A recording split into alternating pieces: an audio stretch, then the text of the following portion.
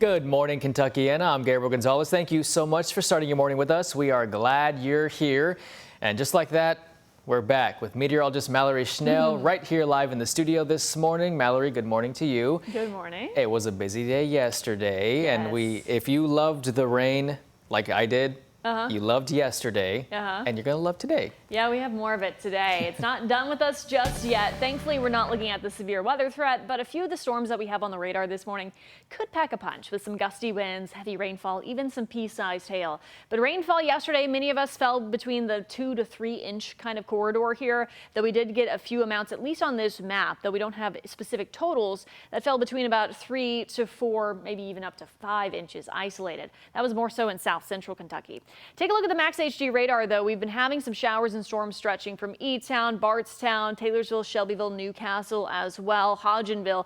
This is the band that I've been watching that's packing a punch but staying below severe limits. But you can see it's kind of bowing out as it pushes off to the north and northeast. So with that, we could have some gusty winds, some small hail, some frequent lightning as well. Keep that in mind if you are heading out early this morning, whether it be for church or breakfast. You will want to have that rain gear handy. Current temperatures, they are primarily in the 50s. You see some 40s in Jasper, Paoli, Bedford as well. Temperatures will actually cool off as we head throughout the day today. So we have already hit our high temperature. That was early this morning. We will continue to cool off for your Sunday. We're going to have some gusty winds at times, making it feel a bit chillier. Your 24-hour temperature change map showing that cooler air, especially off to our west and northwest, that will be filtering in. So this is your 24-hour temperature change map. Compared to yesterday morning, we're running about 15 degrees cooler. Current wind gusts, not as bad as yesterday. We're no longer in that wind advisory. Outside of any kind of thunderstorms, we could still be dealing with some wind gusts 15 to 25 miles per hour. The next 12 hours here, expect those dropping temperatures. A spotty shower remains possible throughout the day, though the best rain chances will be this morning. We do have more sunshine on the way for our St. Patrick's Day. That's coming up, that forecast, in just a bit. All right, thank you, Mallory. New this morning, LMPD arrested Dakari McDonald after a shooting in the Smoketown neighborhood on Saturday morning. Officers responded to the shooting in the 700 block of South Preston Street just after 11. When officers arrived, they found 70-year-old Michael Evans dead from a gunshot wound. SWAT and LMPD officers secured the scene, but LMPD said the investigation was complex because of the weather. You know, some things have to be, I don't want to say rushed, but have to be accelerated a little bit. The other thing is the extent of this scene is a couple of blocks long. Okay, so managing that area becomes a challenge. Every house we go into is an unknown, and especially for our SWAT operators. Officials say they were able to with the shooting because of the surveillance footage. They were able to find McDonald. The 25-year-old is being charged with murder, possession of a handgun, and possession of a firearm by a convicted felon. Louisville Metro Department of Corrections officer Michael Weta was laid to rest at Fern Creek Baptist Church. Weta was shot and killed in an alley just a month ago. His family and community got the chance to pay their respects and say goodbye to the Metro Corrections officer. WHAS11's Alex Dieterer and photojournalist Levi Hammer have that story. When the storms of life are raging, stand by me. My brother, you'll be forever missed.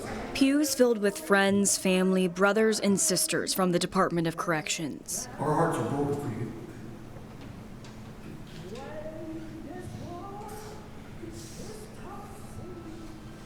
Remembering LMDC officer Michael Weta, who was laid to rest. You saw the light in him, so this light has been taken away from us. Weta was found dead in an alley in the Russell neighborhood in February. Michael's death, the sadness comes in all shapes and forms. LMPD is still looking for who killed him, and his family is left mourning his death and waiting for justice. So we need justice! We need justice!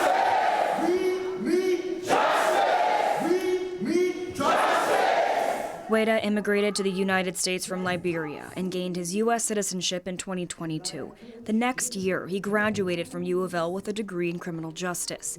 And just this past November, Weta graduated alongside his class 141 at Metro Corrections. On November 1st, 2024, I stood before the class and declared that we must be the change the change in our families, the change in our communities, the change in the jail. And on that day, we all raised our right hand and took an oath to be the change. And there was one who stood with us that day and took that challenge to heart, and that was Officer Wade.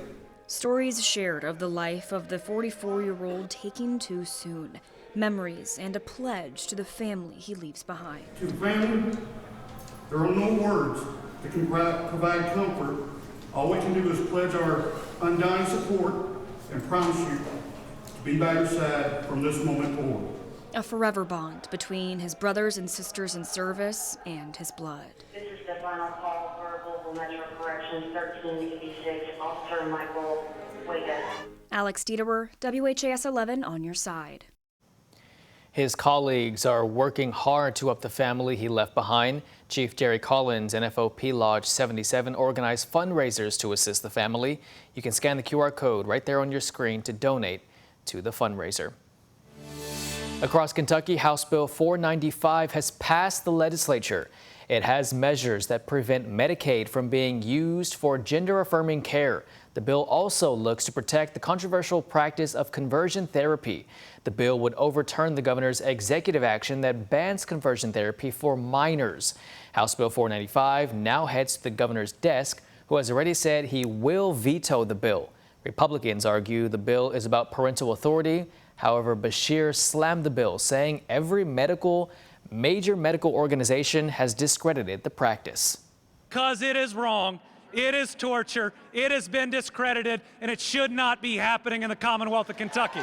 In September of last year, Governor Beshear and his administration decided to unilaterally interfere with a parent's ability to raise their child here in the Commonwealth of Kentucky. If Beshear does veto the bill, the legislature will be able to override that veto on the last 2 days of the session.